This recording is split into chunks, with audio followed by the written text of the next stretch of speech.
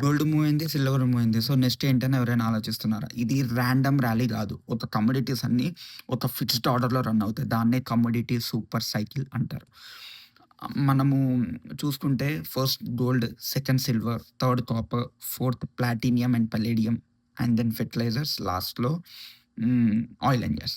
ఇప్పుడు మనం gold and silver గురించి ఆల్రెడీ ఎక్స్‌ట్రీమ్ లెవెల్‌కి మూవ్ అయిపోయినాయి. అంటే సైకిల్ ఆల్రెడీ స్టార్ట్ అయిపోయిందని అర్థం.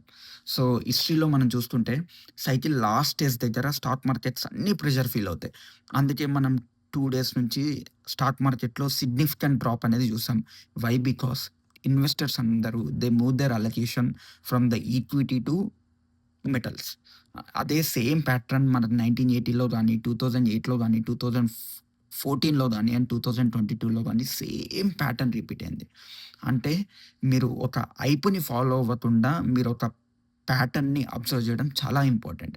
సో, మీరు ఫోమోలో ఇన్వెస్ట్ చేయకుండా ఒక do your own research while investing something or if you want to invest in the silver wait for the correction and the do invest. Thank you so much.